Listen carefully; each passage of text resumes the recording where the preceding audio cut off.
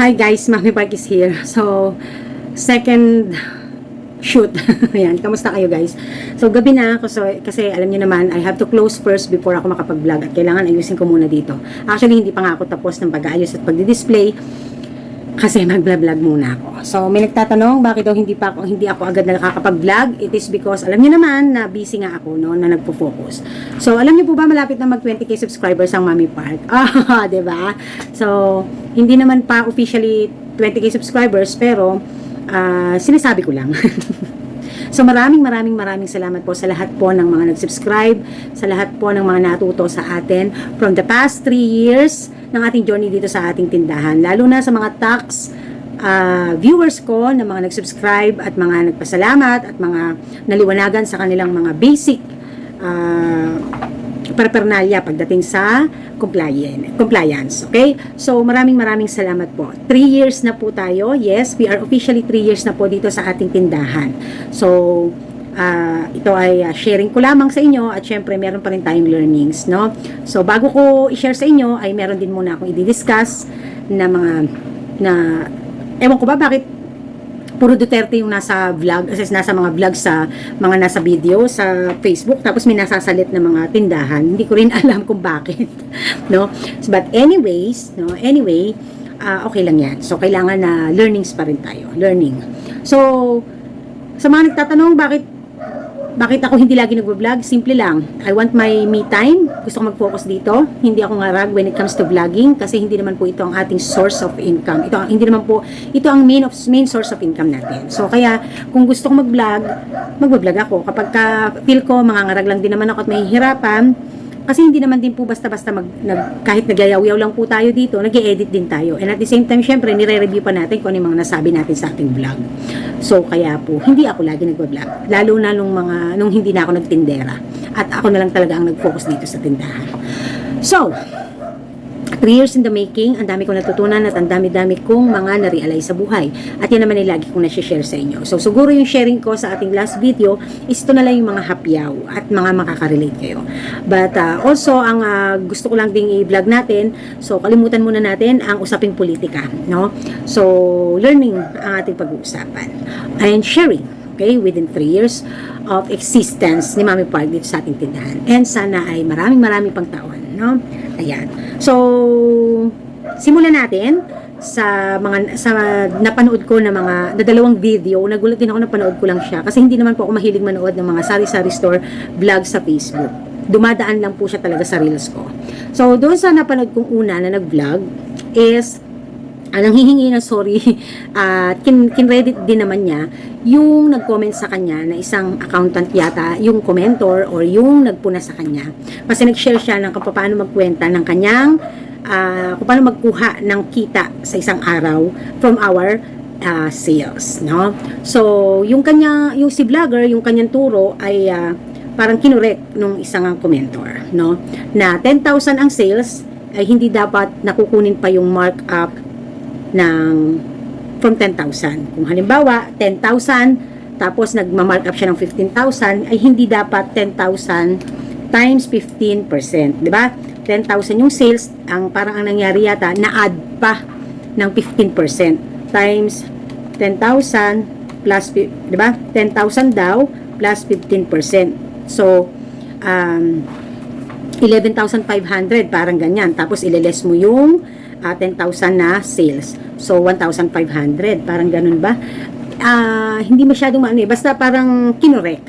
So, ang tama daw na pagkuha, according to sa commentor, ay kung 10,000 daw ang naging sales, dapat daw ay kukunin natin ililess natin yung 15% kung nagpi-15% markup.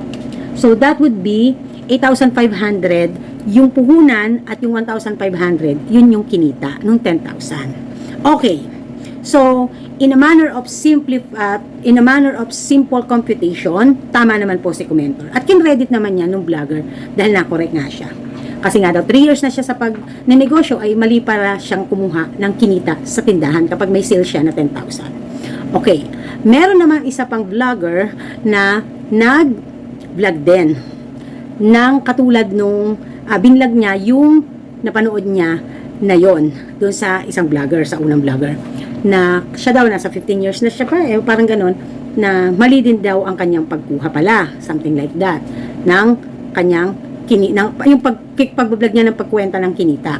No, na dapat nga daw ay 10,000 less 15% dahil yun yung markup, kung nagma-markup ng 15% sa items, and then 8,500 would be the capital, and then the 1,500 is the kinita.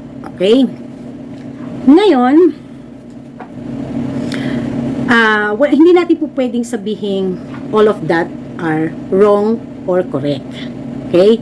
Right or wrong. Ganon. Kasi may kanya-kanyang mga diskarte ang mga tindera. But in a manner of how you determine your profit or your net income, I always advise from the very beginning of my vlogging journey is by monthly. Kasi, hindi natin po pwedeng i-neglect or i-forget ang ating mga expenses. Okay? So, accumulated expenses, accumulating ang expenses, nahandyan na yan. Hindi mo yan maaalis, pero pwede mong mabago when it comes to eradicate it, or how you say it, yung tatanggalin mo siya totally. Mababago lang ang figures ng expenses mo, ng operational expenses mo, kung operational expenses yan, kung magtitipid ka or aalisin mo na siya talaga sa kwentahan. Okay. So, naalala nyo po ba kung paano ko po tinuro sa inyo ang profit margin? Tayo po ba ay magre-review? So, bakit ko po laging ina-advise na monthly natin gawin ito? Dahil nga dito sa ating mga operational expenses. No? Utilities, kuryente, tubig, internet, ganyan. No? Kasi, it doesn't end there the 10,000 less 15% dahil yun yung minark up mo at yung lalabas ay yun ang puhunan, and then the other side is yun ang iyong kinita. It doesn't end there pagdating sa pagninegosyo. Okay, Mami Park, bakit ba parang gusto mo mahirapan pa kaming magkwenta? Ang punto po kasi, dito naliligaw ang maraming mga kasari kung paano nila ma-manage ng close to exact o probable ang kanilang pagkuha sa negosyo or sa tindahan. So, applicable itong pinag-aaralan natin sa mga retail na katulad ng Mami Park. Okay? So, dun sa mga wholesaler, may mga sistema na yan sila. Alam na nila yan. May sarili na silang buhay. May POS na yan, may accounts na yan, may mga system na yan na ginagamit. Tayo, mag-focus tayong mga retailer dito sa ganitong klase ng topic, no? Kasi po, kaya ko yan ina-advise na monthly para may idea ka kung ano lamang ang mga dapat mong kung ano lamang yung dapat mong kunin, no? Kung bread and butter mo ang negosyo. Okay? So, tulad ng Mami Park, bread and butter ng Mami Park ang tindahan, dumating ka sa punto na na-establish mo na ang iyong negosyo. Kasi sa una namang pagtitindahan mo, hindi mo naman kukurutan yan. Kasi ano ang rules? Nasa trial and error method ka kapag kabago ka pa lang. So, ibig sabihin, whatever the business gain while you are in a trial and error method, binabalikwas mo yan. Automatic yan ang mindset natin. Binabalikwas natin para mapalaki. Kung dumating dun sa punto na tumaas ang demand at nagsasuccessful siya. No? Kasi kung lugi in 3 months, in 2 months, in 6 months, wala na tayong pag-uusapan, tapos na. Pero dahil nilalaban mo at inaayos mo or nagkaroon ng pagganda, naging positive ang pangyayari, so syempre it's about time for you to have a systematic calculation when it comes to your small business. So sinimplify na nga lang natin to no, sinimplify na lang natin kasi not everyone could have a machine, a POS machine or a system na knowledgeable when it comes to computer or to the machine na pwedeng input na lang ng input ng data para mas halos accurate ang lalabas na inventory and sales report. So, ika nga tayo ay nasa mano-mano method.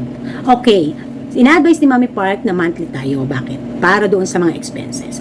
So, natalakay ko po ang profit margin. So, paano po ba kunin ang profit margin? So, ang formula po ng profit margin, actually, po pwede gross, po pwede net. Pero, in general talaga, sa net na talaga ang profit margin naka-meant to be. So, ibig sabihin, kukunin mo muna ang net income para malaman mo kung ilan ang profit margin mo. So, it expresses in percentage. Mami Park, net income nga ang kailangan naming malaman kung paano makuha tapos kailangan lumabas pala muna yung net income bago pa namin malaman yung profit margin namin. Okay, wag kayong mag-hysterical dyan. So, ganito yan. So, di ba, sinabi ko sa inyo, may dalawang expenses sa tindahan. Ang isa, purchases, at ang isa ay yung mga operational expenses. Yung purchases, yan yung inventory natin. Yan yung mga items na pinamili natin within the month. At yung isa na operational expenses, yan naman ay yung mga accumulated expenses na hindi na maaalis sa ating pagnenegosyo. Operational expenses yan accumulating yan. Tuloy-tuloy, dire-diretso. Mababago lamang ang figures kapag ka nagtipid, bababa, or kaya hindi nagtipid, tataas. Or yung sinasabi natin kung magko-cost cutting ka, magtitipid ka. Or tatanggalin natin at all ang isang specific expenses. Halimbawa, kay Mami Park, kasama sa aking operational expenses ang sahod ng tindera.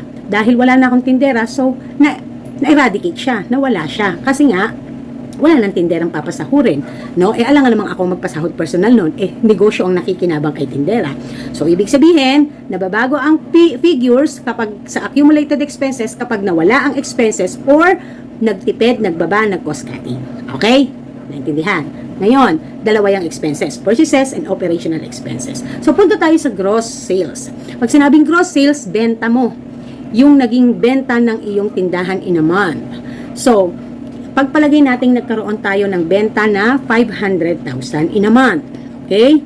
So, ibig sabihin, divided by 30, yung 500,000 divided by 30 natin, ibig sabihin ay nasa around 16,700 ang or 16 to 16,700 ang ating sales niyan. Probable. Okay. So, pagpalagay na natin meron tayong naging sales na 500,000. Okay? And then, ima-minus natin yung napamili nating mga items within that month. Halimbawa, lahat, napamili, delivery, groceries, na pumasok ng within that month. So, ibig sabihin, halimbawa, naka 400,000 tayo. So, minus natin. So, matitirhan tayo ng 100,000, di ba? Kasi minus na natin yung napamili. So, yung 100,000, ito po ba ay net income na? Hindi pa. Pagkatapos po natin yan, ang tawag pa dyan ay gross income.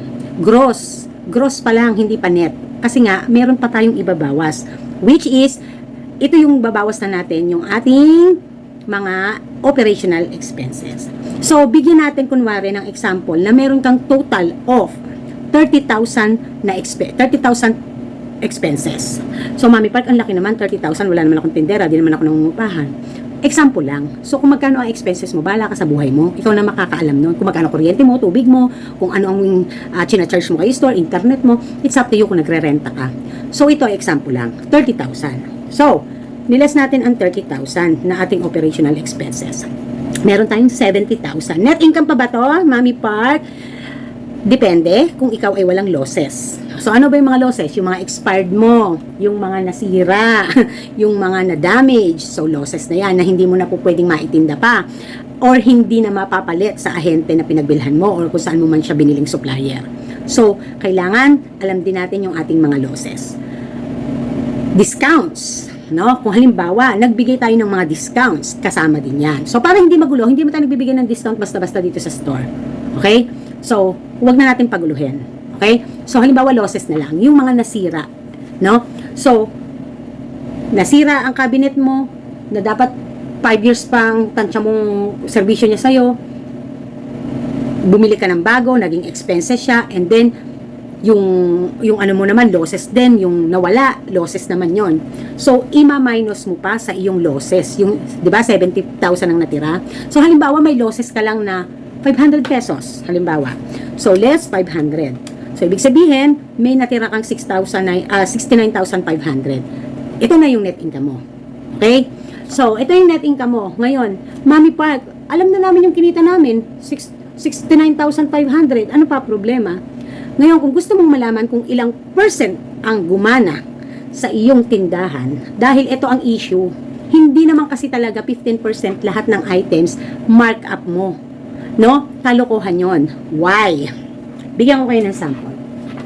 Halimbawa, ang kape, ang puhunan halimbawa ay 13 pesos. Pero binibenta natin ng 16 pesos. Diba? 16 pesos. So, magkano ang percentage na, magkano yung percentage ng ipinatong natin sa halagang 13 pesos na puhunan ng kape na ginawa nating 16 pesos ang ating pagbebenta. So, alam niyo po ba kung paano kumuha ng percentage? So, ganito po yan. Ito po ang formula. Kung ang inyo pong kape, ang selling price po niya ay 16 pesos, ima-minus po natin yung puhunan na 13 pesos. That would be 3 pesos. So, yung 3 pesos po ay i-divide natin sa kanyang puhunan. 13 pesos po ang puhunan. So, divided by 13. And then, ita-times po natin sa 100. Times 100. So, ibig sabihin po, nasa 23% po ang tubo natin sa isang kape na ang puhunan ay 13 pesos. So, ibig sabihin, hindi po nasusunod ang atin pong 15%, 10%. Ganun din. Sa mga maliliit po na items, applicable po yan. Diyan po na, diyan po usually nangyayari yan sa mga maliliit na items. Kasi po, yung kalakaran, syempre, unang-una, kinoconsider natin yung kalakaran sa lugar. Kung 16 pesos ang kalakalan sa area, pwede ka makipagsabayan ng 16. Ang puhunan mo ay 13 pesos. So, ibig sabihin, nasa 23%. Sa mga magic sarap po, hindi po minsan malaki. Hindi nasa 15% minsan. Minsan po, less than. May mga items po tayo dito sa tindahan na hindi po natin pwedeng masunod ang 15%, ang 10%, ang 20%. Kasi po, meron tayong desired selling price or desired na tubo, pero hindi tayo aware kung magkano siya in percentage. Pag lumagpas na po ng 100 ang puhunan pataas ng isang items, napakahirap pong magtubo ng 15%, 10% to 20%, honestly speaking. No? Napakahirap na pong magtubo niyan. Kaya po minsan, ang gamit ng mga tindera ay peso method. Kung naalala niyo po ang lesson ko na percentage method at peso method ng pagmamarkup, ng pagpapricing. Kasi nga, retail tayo guys. We consider yung kalakaran sa area and we consider if we can get affordable price para sa customer natin against doon sa ating mga kalaban. Kasi halimbawa, kayang magbigay ni kakompetensya ng 16. Ikaw kaya mong i-let go na kaya mong magbigay ng 15. So, ikaw yung magde-decide ng desired markup mo dahil kino-consider mo din ay yung expenses mo. Kasi baka mamaya nakipag-price war ka pagdating sa pricing, pero ang kailangan mo palang kitain ay mas higit pa sa kailangan ay sa nakitain higit pa doon sa nakikipag-price war ka. So kaya ang pagpa-price war ay isang technique, no, hindi basta-basta ginagamit kung hindi mo pinag-iisipan. Kaya kino-consider diyan ang mga expenses, 'di ba? Wala namang problema makipagsabayan ka o mas mababa ka. Hindi 'yun issue sa totoo lang basta-basta kung gusto mo, kung trip mo. However, if you are in the business, you need to consider your expenses kasi matatalo ka kapag mali ang markup mo. So, ibig sabihin, Mami Park pala, talagang hindi naman talaga nasusunod. Aminin nyo, hindi talaga nasusunod sa lahat ng items yan. So, hindi ka po pwedeng magkwenta ng fix na 15% tapos 10,000 sales mo, ganito, ganyan. Hindi mo masusunod yan. Kaya po, ina-advise kong monthly nyo gawin ang inyong pagkukwenta at aralin nyo ang computation ng profit margin nang malaman nyo kung magkano gumalaw ang kabuuan ng mga items mo sa tindahan within the month. No? So, kapag ka-stable na ganyan yung sales nyo, ibig sabihin, ganyan din yung magiging net income nyo, you are already aware. Kung bread and butter mo ang tindahan, aware ka na kung magkano mo lang kukurutan ang iyong tindahan. Diba? Tulad ng Mami Park, naglalaro sa ganitong halimbawa, sa ganitong sales yung aking tindahan monthly, pinakamababa na yung minimum na yung ganitong sales. So, ibig sabihin, dapat hindi ako kuha ng kuha. Kasi, bread and butter namin, syempre kukuha ako dito sa tindahan. So, dapat lahat nakatala. Yon ang ibig sabihin ng Mami Park na kailangang inaaral nyo nang sa ganun, alam nyo kung kailan lang kayo kukurot ng malaki at hindi. Now, halimbawa, nakuha na natin, no? Hindi pala fix, Mami Park, na 15%, 10%, 20% gumagana. Halo-halo pala lahat ng items, hindi basta-basta yun pala ang markup price natin. So, ibig sabihin, pag naaral natin ang markup, ganito ang gagawin natin. Di po ba?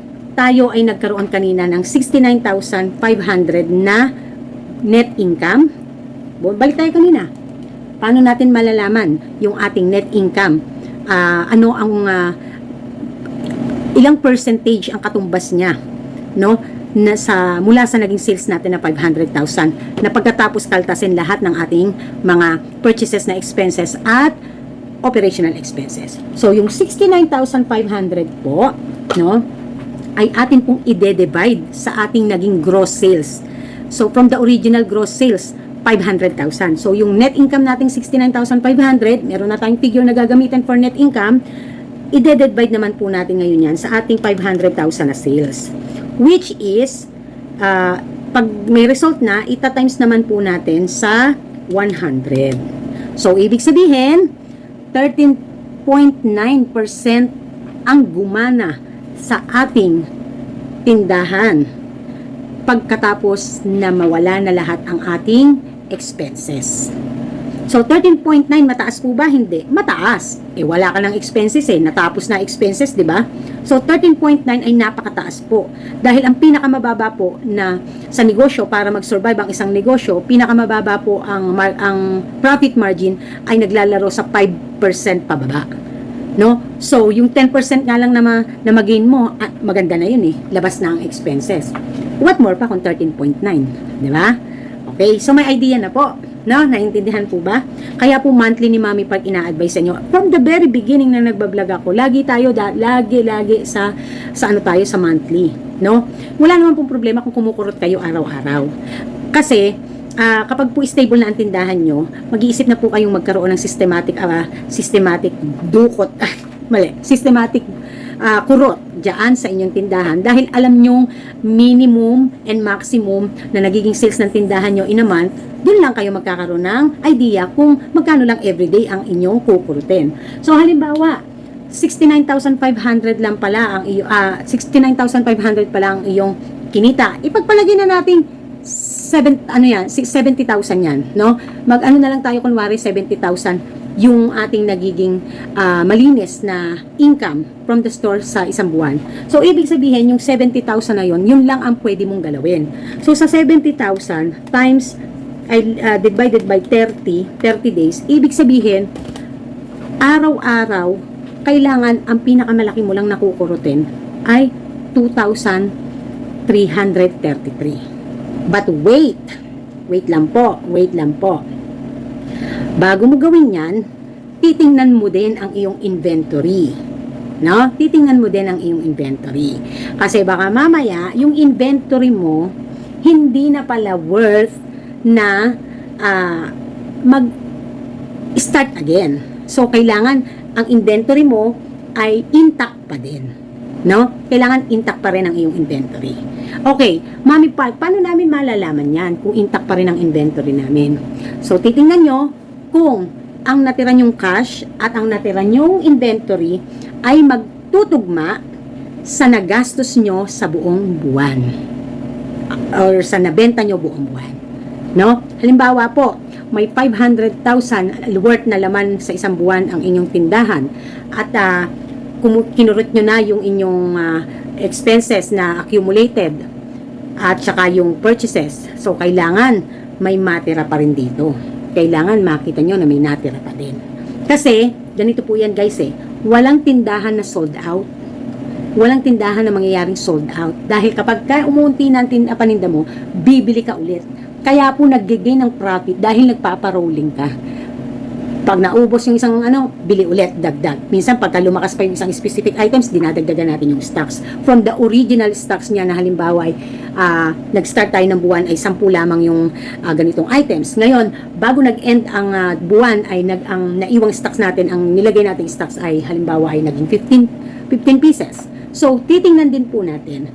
Now, malalaman mo yan kung halimbawa yung natirang cash mo at yung nakurot mo, no, halimbawa yung 70,000 mo na net income, ang nakurot mo lang palang doon for personal ay 30,000. So ibig sabihin may dapat ka pang kunin kay store na 40,000. So titingnan mo kung nag-overstock ka from the start na ikaw ay yun lamang yung stock mo. Titingnan mo dahil nahadba ka nandun sa items, or titingnan mo dun sa cash na natira mo, no? So halimbawa may natira kang cash na 80,000 or 80,000 halimbawa. Tapos nakurot mo na yung 30,000. So ibig sabihin sa 80,000 na may cash na hawak ka, may 40,000 ka pa doon dahil ang kita mo ay 70. So may matitira pang 40,000 na cash, pero dapat may matitira pa din na items. Dahil wala naman pong sold out sa tindahan. So kailangan i-consider mo din yung natira mong items, kung nakalbo ba or na-maintain ng stocks, and at the same time na-parolling mo ng mabuti. Okay? So, kaya po monthly, hindi ko po kayo po pwede na magkukwenta po kayo araw-araw dahil meron po tayong expenses, no? At meron din po tayong natitirang mga inventory. Okay? So, sa madalit sabi, sana naintindihan na po, no? Sana nagkaroon na ng linaw, no? I'm not saying na mali sila, tama ako, no? I'm just saying is, merong other approach, how or other method, how you can determine your profit probability, no? O almost exact. Okay? So, yun lang. Kasi kailangan may knowledge ang mga katindera natin or mga kanegosyo natin, mga kasari-sari natin, may knowledge about it kasi para maiwasan natin yung discrepancy at yung over withdrawal sa ating accounts or sa ating negosyo. Okay? Kung under withdrawal tayo, okay lang. At least, bumalik was yan sa tindahan. Makikita mo yan sa cash na hawak mo, sa remaining cash na hawak mo, at sa ating inventory. Pero, paano kung na-overkuha ka? Na-overkurot ka? No? Na-over yung kuha mo, over pa doon sa expecting income or expecting net income ng tindahan. Diba? So, kaya dapat mahalaga na alam nyo yung pinaka-maximum and minimum na ginigay ng store kapag established na ang tindahan, kapag nakalagpas na sa trial and error method, kapag stable na ang negosyo, dapat alam nyo po yung maximum and minimum na ginigay niyang sales in a month. So, kaya importante na yung mga factors na nakakaapekto sa tindahan para ang ating sales ay bumaba mula doon sa pinaka-minimum dapat natin at malaman din natin, mabigyan din natin ng mas magandang actions, yung mas lalong mapalago natin kapag ka naman yung lumagpas siya sa maximum na expectation natin ng ating sales, no? Kaya ay mahalaga po ang diskarte, pag-aaral, pag-alam natin. Hindi na po ngayon dahilan ang ilang taong ka na sa pagnenegosyo, ganito pa rin ang ano mo. Tapos content creator ka pa. 'Di ba? So, importante na ngayon pa lang, hindi ka pa nagsisimula, nagbabala ka pa lang, may idea ka na. Kasi doon mo malalaman, kapag ka nasa trial and error method ka at nagsisimula ka pa lang, at least nalalaman mo na if it's worth or not.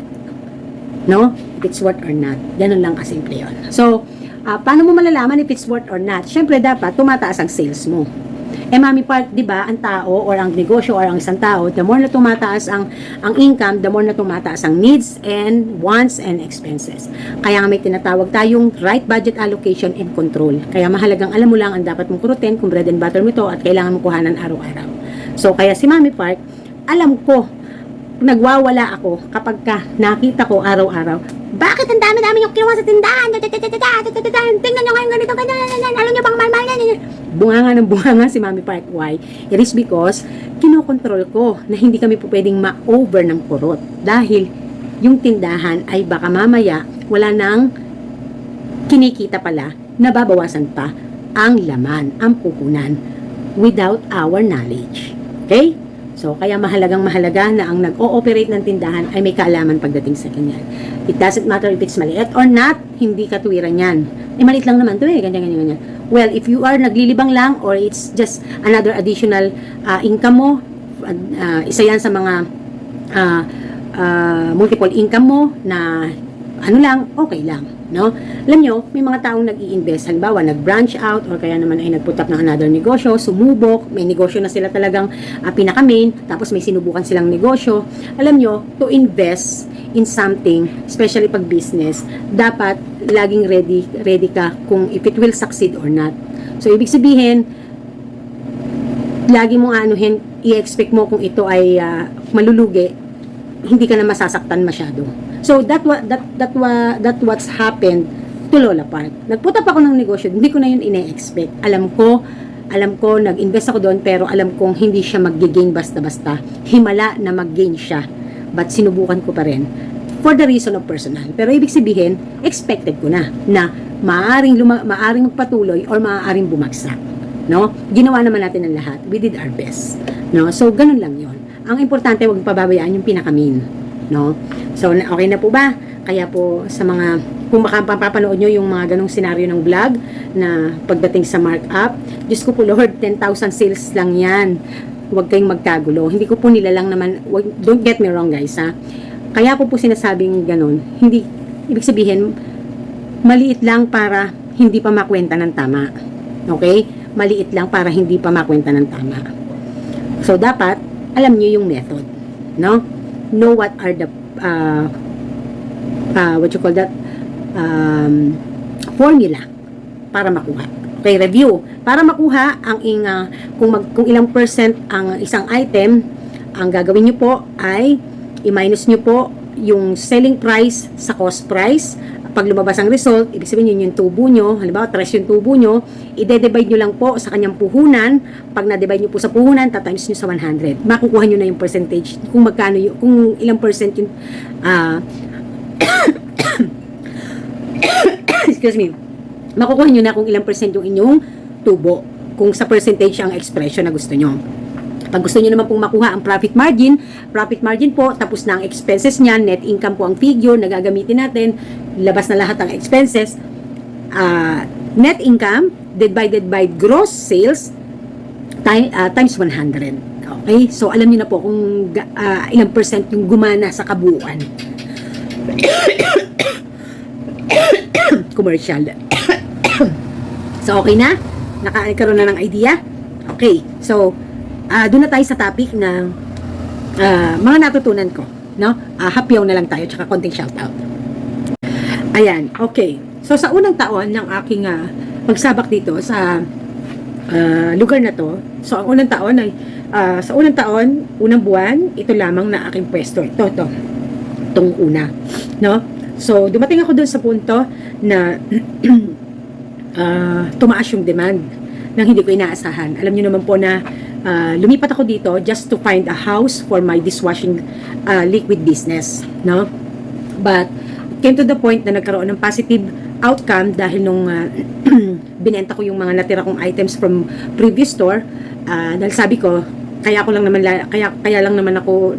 nilagay para lang matingnan, malaman kung kumbaga madagdagan somehow yung ating dishwashing, na hindi lamang puro dishwashing, no? Para mag-create din ng foot traffic, no? So, ito yung unang pwesto at dumating doon sa puntong na overwhelmed ako kasi wala naman akong capital for sari-sari store, no? Wala naman akong capital diyan na yung talagang nangyari na nagulat na lang ako na overwhelmed ako. So, isa sa mga natutunan ko na kapag may mga biglaang bagay-bagay na ganyan, so kung hindi ka marunong sa negosyo at wala ka ring alam, hindi ka marunong dumiskarte, hindi mo talaga mapagtatagumpayan, no? So, but in spite the fact na wala naman akong puhunan na nakalaan para dito, napagtagumpayan ko siya. So, ano yung mga naging yung mga naging paraan natin, no? Unang-una na diyan is yung nagpapadala pa si Daddy Park. So, ginamit ko muna yon dahil yun ay pang-personal talaga namin. Ginamit ko muna kasi nakita ko na worth naman siya na ipamili at dahil tumataas yung demand, no?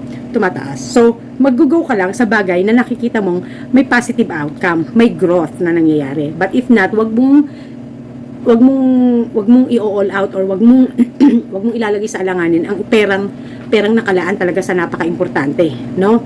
So, ibig sabihin yung budget na pinadadala ng Daddy Park nyo, nilaan ko yun dito. Pero hindi yun para dito. So, kinukuha ko na lang siya ulit pag nakaka-sales store. So, yung tinutubo ng tindahan, binabalikwas ko ulit para makapagpalaki. So, kung nagbabalak kayo, ibig sabihin, may plano talaga kayo, intention nyo na tindahan, at lagi ko naman yan sinasabi sa inyo, magnegosyo ng ganitong retailing, sari-sari store. So, you have to be careful when it comes to handling your capital, no? So, dumating ako dun sa punto na halos parang mababaliw na ako dahil ang taas ng demand, di ko alam saan ako kukuha ng pampuhunan, lalo na sigarilyo, napakalaki.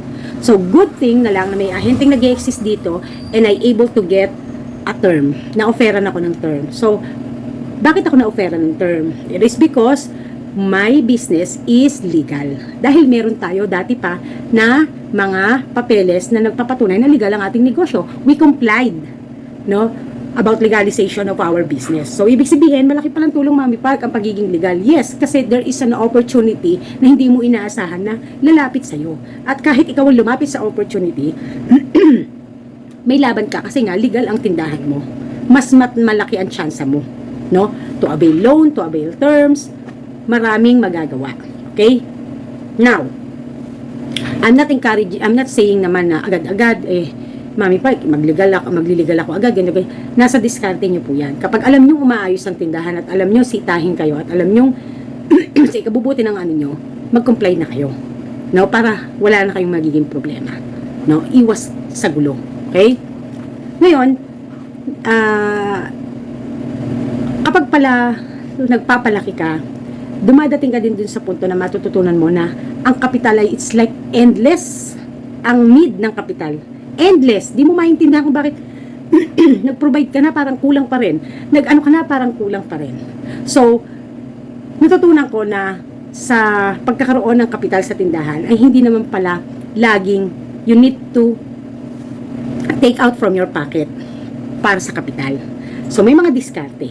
Kaya, kung pinapaganda mo at inaayos mo ang negosyo mo, makikita yan ng mga ahente na kung sakaling good sa iyong lugar ay may mga ahente, that is one opportunity na matitake mo para madagdagan ang kapital ng tindahan mo, madagdagan ang paninda mo.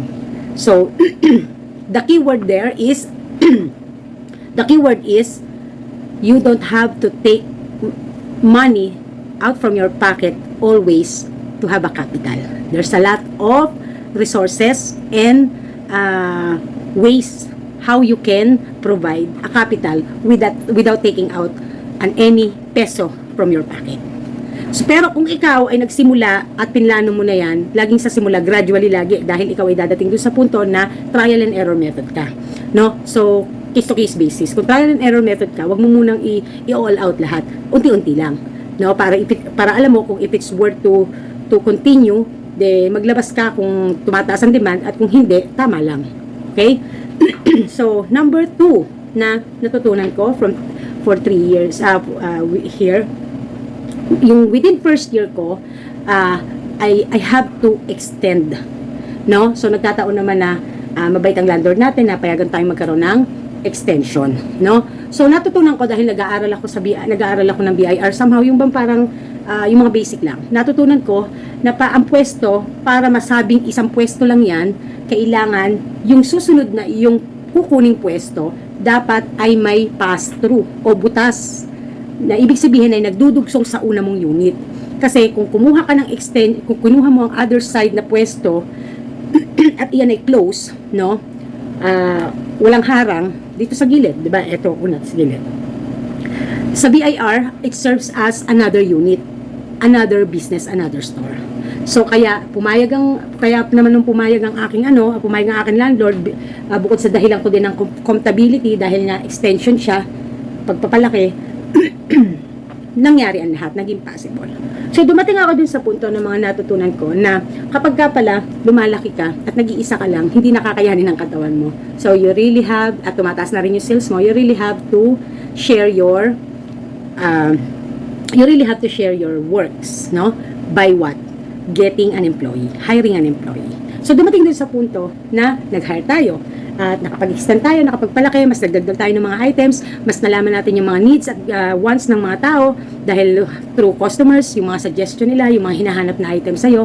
So ninonote mo kung alin yung mga hinahanap nila at yung mga brand na tinatangkilik nila at yung mga magiging mahinang items at mga fast-moving items. So sa employee, natutunan ko, pangalawa, when it comes to employee, una capital, next naman yung ating pagpapalaki, may employee na tayo. So natutunan ko na hindi dapat buhos ang tiwala, no? Hindi din dapat, ang dami kong natutunan na dapat inaalam mo rin kung ano yung mga weaknesses and strength nila, kung sila ba yung tipo ng empleyado na concern talaga or just makaraos lang maghapon para makapagtrabaho. So meaning to say, when it comes to employee, kailangan madama mo din kung ano ang nadadama nila, no? At kung alam mong hindi worth sa negosyo mo na magstay ang isang empleyado, don't hesitate to fire them. no? Don't hesitate to fire them. Kasi, natutunan ko sa pagnenegosyo when it comes to employee, pag puro awa at puro pagbibigay ang iyong ginagawa, maaabuso ka. So, that is one a big lesson to me, no? So, dumating din dun sa punto na lumalaki na at talagang gusto ko na magkaroon ng mga bagay-bagay dito sa tindahan na mga makatutulong para mas mabilis yung serbisyo at mas makagain ng sales. Dumating dun sa punto na kailangan mag-avail na ng mga appliances, kailangan magkaroon ng mga additional shelves, ganyan yung mga kailangan. So, natutunan ko when it comes to spending sa mga furnitures and features ay dapat bumili ka or magpagawa ka ng mga bagay na talagang magagamit mo in the long run, in the long term, kung ang plano mo ay business in the long term. So, actually, dahil sa alam ko na yan before, dahil kung naalala nyo, meron din ako dating vlog sa dating store. Yung dati naming store, nagastusan pa kami ng kutakot-takot doon. Pero inanay lang yung mga kahoy. Actually, isa lang yung cabinet na na-survive ko. Ayan o, isa lang yung cabinet na na-survive ko. So, ibig sabihin, hindi ko siya napakinabangan lahat dito. Lahat pinamigay ko na lang dahil hindi siya worth na i-keep at dalhin pa dito dahil inanay na. So, I learned my lesson before, bago dumating to. So, kaya nung ako ay meron na akong extension at kailangan ko na magpagawa ng mga shelves, pinili ko at inaral ko at naghanap talaga ako ng gagayahan kung ano ang matibay at dapat na shelves para sa tindahan ko. So, kung makikita nyo, nagpagawa ako ng mga ganyan, yung mga dilaw ko. Nasa journey yan ang video ng Mami Par. So, ibig sabihin, right before pa na itong tindahan na to, may lesson learned na nangyari sa akin when it comes to purchasing furnitures and features as well as appliances, no? So, dumating din sa punto na natutunan ko na mas magandang kukuha ka ng mga gamit na meant for pang negosyo ang appliances and at the same time ay inverter para makatipid ka sa kuryente, no? So, pumili ng mga appliances na industrial ang dating, yung parang meant for negosyo, hindi yung meant for personal. Kasi ibig sabihin, mas maaasahan mo yung ganong klase ng mga appliances. Okay? So, natutunan ko din yung pagdating sa mga expenses sa purchases, yung hindi naman mga dapat kailangan pambilhin, binibili mo. So, kaya dito, dati sa dati kong store, dahil sa halos wala naman akong magawa doon, kaya puro na lang, kung ano na lang yung magagawa ko sa tindahan at pagpapaganda doon, ginagawa ko. Pero nung nahandito na ako, mas naging practical ako pagdating sa pagbili ng mga bagay-bagay. So, pag lumalaki ka na, hindi na sa iyo, hindi mo na papansinin basta-basta yung mga organizers na pagsamantala lang. So, kapag lumalaki ka pala, ang kailangan mo ay yung reliable, flexible, at yung kahit saan mo ipwesto, mailalagay mo. So, dumating ako dun sa puntong, dahil nagtitinda ako ng mga candies, hindi ako bumili. Hindi na ako bumibili ng mga garapon. Dahil from candies na nabibili ko, na tinitinda ko, nagkakaroon na ako ng libreng mga garapon. Sabi ko nga sa inyo, kahit every week, pwede ako magpalit ng garapon sa dami ng garapon. At naibebenta ko pa yung iba. No? So, nag-profit na ako doon sa tininda kong candy. Nag-profit pa ako doon sa itininda ko na extra na mga garapon, na mga sobra-sobra. At nagamit pa din nga ng Lola Park nyo nung nagtindahan nga, di ba? Nagamit pa niya doon. So, the more na lumalaki ka, the more na mas iniisip mo kung ano yung mas mga tamang gastusin para sa mga kagamitan mo. Unlike nung mas maliit ka, ang dami mong naiisip, ganito, mga maliliit na bagay, pero in the long run, kapag pala mag-extend ka na, lalaki ka na, hindi na yon ang needs ng iyong tindahan, no? So, yan. So, mas natuto akong mag-purchase, magkaroon yung tinatawag nating wise purchase. Ganyan. Ay. Okay. So, yun nga. Then, kala ko nag-stop eh. Then, so, nung nag-extend na tayo, dumating dun tayo sa punto na gusto nating mag-avail ng appliances. Dahil gusto natin mas mapabilis, mas mapadali, at mas marami tayong mai-offer na produkto dahil maraming hinahanap. So, isa sa mga wise purchases ko ay yung aking chiller ko, binlog ko yan. But, we need a space. No? We need a space. And also, dumating dun sa opportunity na yung umalis yung nagmamanok dito sa dulo at dumating din sa puntong wala na kaming maipaglagyan ng aming mga stocks, sobrang sikip, sobrang init. Kaya nung magkaroon ng opportunity to expand again, kinuha natin yung dulo. So, nahandoon na yung ating mga, naipapasyal ko na mga sa bodega natin, di ba? So, nagde-decide tayo kasi we look, focus na tayo doon sa mga bagay na makapagpapabuti at makapagpapaginhawa sa operations natin. So, nung unang pwesto ko masikip, nagtitiis tayo. Nagtitiis tayo kasi hanggang doon pa lang ang kaya natin. So, natuto tayo na magtiyaga, magtiis, maghintay. At kung may opportunity, matututunan natin to take that opportunity. If makakabuti ba, igagrab natin. So, if there's an opportunity to expand, ginawa natin. Pero bago natin ginawa yun, syempre, pinag-iisipan muna natin kasi syempre, may gastos pa din yan. Diba? Dahil hindi na mababalik yung nagastos natin yan dahil expenses na yan eh. It cannot generate more income. But it can help to generate more income. Magkaiba kasi yun eh. Hindi katulad kasi ng items, pag bumili ka na benta, income talaga. Ang mga items natin, good as cash. Hindi katulad ng expenses natin, ng mga kagamitan, expenses na yan. Magagamit lang, magiging daan lang yan para mag-gain tayo ng revenue. But, hindi na siya magiging as is revenue. No? Dahil lalo na, ang value niyan, nagde-depreciate. Di katulad ng item, pag binenta mo, natubuan mo pa yan. Ang mga pinundar mo ng mga items, ay mga furnitures and features, kapag binenta mo, depreciate na ang value niyan. Hindi mo na yan mabibenta ng same value na binili mo. Hindi mo rin matutubuhan. Okay? So, kaya, naging wise ako when it comes to that. So, nung bumili tayo ng at talagang napakaganda talaga ng tulong nito, magwa 1 year na to, magbablog ako dyan sa ika 1 year natin ng ating 3-door chiller natin na yan, glass door chiller. So, dumating dun sa punto na lumaki din yung ating responsibility to fulfill the space na meron tayo. Kasi, malaki ang space, pero hindi pwedeng aalog-alog. So, ang naging challenge ko talaga is how to maintain yung laman at para ma-maintain din yung sales na target natin. So, natutunan ko din how to know kung ano ang aking magiging target sales kasi binansi ko sa aking magiging expenses. Kaya dyan pumapasok yung nakare-realize ka, no, pagpatungo ka na ng first year to second year, nakare-realize mo kung worth pa ba ang mga prices na ginawa mo from the past years. Kung it's about time na mag-reconsider ka when it comes to your pricing. Okay? Natutunan ko din, habang lumalakad ang mga taon, natutunan ko din how to deal with my competitors. No, hindi talaga may iwasan na may iringan, may maririnig ka or something, but wag kang pumatol. Yun lang yung pinakano. Focus to your customer, not to your competitors. Lagi kong inaano yan. And also, yung pangatlo, no? Yung pangatlo, yung una sa capital, yung pangalawa sa employee, yung pangatlo sa pagkakaroon ng wise purchase, no, sa ating mga furnitures and features, at ang pang-apat naman is yung ating customers. We already built the trust. So how we can maintain that trust na magiging regular customers natin sila. Alam niyo ang mga customers, pag wala kang items at lagi kang wala, magsasawa sa iyong mag-drop by. Pero merong mga loyal customers na nauna talaga muna sa'yo. Meron ka na ba? Hanggang sa magkaroon ka ulit. So, ang customers, wag kang wag kang magde-depend sa kanilang loyalty. Ang lagi mo dapat pananatilihin ay yung loyalty mo sa kanila. Kasi, mapufrustrate ka lang kung lagi kang magde-depend sa loyalty nila. Kasi ang customer, kung saan may bago, kung saan may mura, at kung nasaan ang gusto nila, doon sila.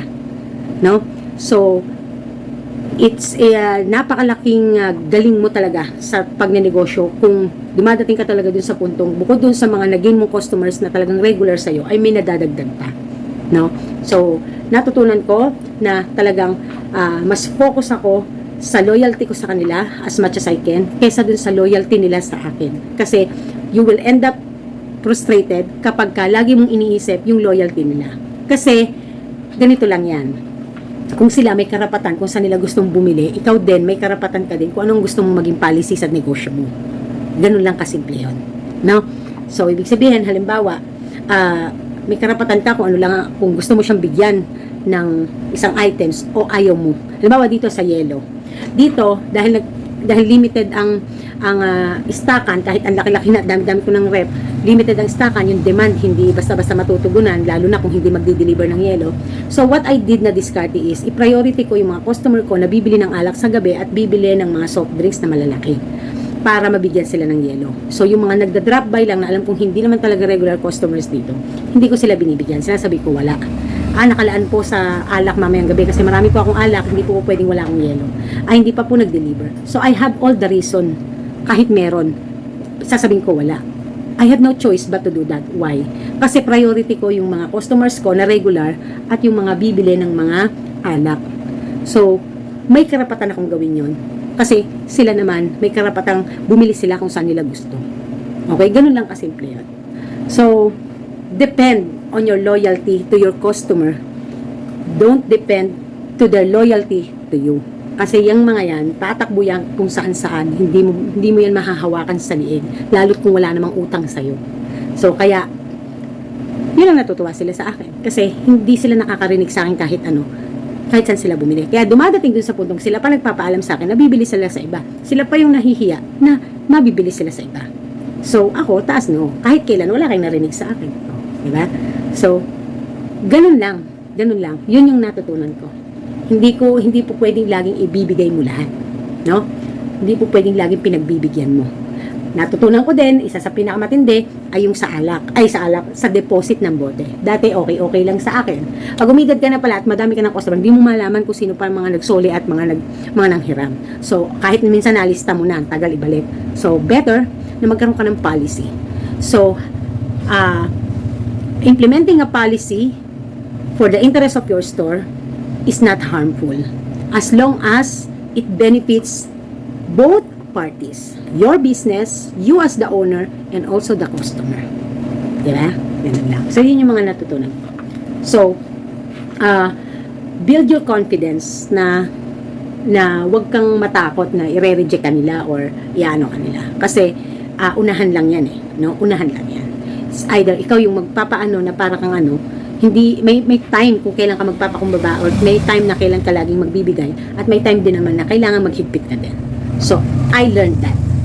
Kasi nung una, napakabait ko talaga eh. Talagang, hanggang ngayon nga, sabi ng daddy, you're so soft. Sabi niya ganun sa mga customer ko, you're so soft, sabi niya. No?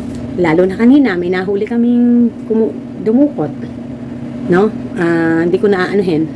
So, si daddy galit na galit. Gusto niya i-push yung pictures, ganyan, ganito, ganyan. Sabi ko, ayoko ng gulo. Hayaan na natin. Maliit na bagay lang naman yan. Pwede na natin yung at least alam niya na gumagana ang camera natin. We are aware. No? So, isa sa mga good purchases din syempre ang ating mga cameras for safety reason and for transaction proof. Okay? Ayan. So, pinakalas na sasabihin ko, actually, dami ko natutunan, pero ang pinakalas na sasabihin ko is about you gain families and friends and relatives, and at the same time you have pain also to lose them. So to have this sari-sari store is a really sacrifice for me, kasi nung una nagpapalaki ka, excited pa ang lahat, okay, maganda, gumaganda, pati tingin din sa'yo ng tao at mga kamag-anak mo at pamilya mo ay maganda, kasi kala nila ang yaman mo na, hindi nila alam yung pinagdadaanan mo throughout the years na binibuild up mo yung negosyo mo. No? Dumating ko doon sa punto na instead na maging giving ka, ay parang naging strict ka pa sa pera, parang mas naging stricta ka. Dumating doon din sa punto na nagkaroon ka ng realization na kailangan pala, pag ganito pala ang negosyo mo at ikaw ang bread and butter mo to at ikaw ang naglo-look after, masasacrifice mo talaga yung mga bonding moments ng pamilya, relationships sa lahat ng ating pamilya, asawa, anak, no? So, mapalad ang mga mag-asawang magkasundo hanggang ngayon sa pagtitindahan. Good thing na lang sa amin ng Daddy Park, whatever happened and whatever decision that I failed to fulfill or I failed na mapagtagumpayan, good thing na lang I never heard any word kay Daddy Park na blaming me, na cause pagka nagkukos ng hindi maganda sa business at sa pamilya. So, it's very blessed. It's a blessing to have a support system, to have a partner, to have a husband or a wife na napagtagumpayan nyo na kahit magkasama kayo 24/7 sa hanap buhay, ay hindi kayo basta-basta magigiba. No? Bagkos, mas naging intact ang inyong pagsasama. So, I'm proud to say na dumating na kami dun sa punto ng Daddy Park na tinanggap na namin na ito ang kapalaran namin, and we have to deal with yung work-life balance namin talagang napakahirap i-achieve. reality talk, ang work-life balance na katulad ng pinasok mong ganitong negosyo, napakahirap po talaga na maging makatotohanan yung work-life balance. Sobrang hirap. So, kaya talagang may sakripisyo. Sakripisyo na hindi ka na basta-basta nakakaalis, nakakabanding. Sakripisyo na hindi na basta-basta ikaw makakapag pasarap, bakasyon ng matagal. Sakripisyo po talaga. But at the end of the day, ang goal mo pa rin syempre is dumating ka dun sa punto na hindi ka natakot na kung magsara ka ng isang araw, okay lang, hindi ma-hurt basta-basta ang negosyo at ang inyong kabuhayan, ang inyong pangangailangan. So, syempre, yun yung goal ko. 3 years pa lang naman ako, grinding pa lang talaga. Diba? Kasi nagsisimula, parang kami ni Daddy ay parang bagong naging mag-asawa. Start from zero. Wala pa kaming sariling bahay, nagsimula muna sa property. No? So, natutunan ko na napakahalaga ang iyong support system, ang iyong family, ang iyong talagang end of the day, napipiliin pa rin sila. Kasi tingnan nyo, na wala man ang mga tindera ko, may 2 naman akong anak na tumutulong dito sa amin. Meron akong Daddy Park na siyang tagatakbo ng mga pangangailangan ko. So, ibig sabihin, kung sino ang mga katuwang mo at pangangalagaan. So, I learned na kailangan magtulong-tulong kami. And we need to accept the fact na ang work-life balance hindi basta-basta mangyayari talaga. So, lagi niyong tatandaan. Alamin niyo kung sino yung mga taong para sa inyo at hindi para sa inyo. Alisin niyo yung mga toxic sa buhay. Yung pagtulong sa pamilya, it's totally fine. Kung handa kayo sa consequences para wala kayong regret at the end of the day. And at the same time, yung mga hindi naman masyadong kapamilya na lumalapit, learn to say no. No? Learn when to say no and yes. And alamin mo kung utang o pagtulong para hindi ka masyadong masasaktan. No? So, yun lang. Yun yung mga natutunan ko. So, napakahaba ng video ko and I just do hope na na-inspire ko kayo. For 3 years, ang daming naganap at natutunan ng Mommy Park sa buhay. At yun ang nagpatatag sa Mommy Park bilang isang negosyante. So, lagi kong sinasabi sa inyo, lagi kayong mag-aaral kahit basic. No? Kasi, wala nang masasarap pa sa natututo ka. No? It doesn't end with 10,000 sales less 15% markup. There is a lot more to consider sa negosyo at sa buhay natin bilang negosyante. So, thank you very much everyone. This is Mommy Park and this is Team Park. Fighting! Bye!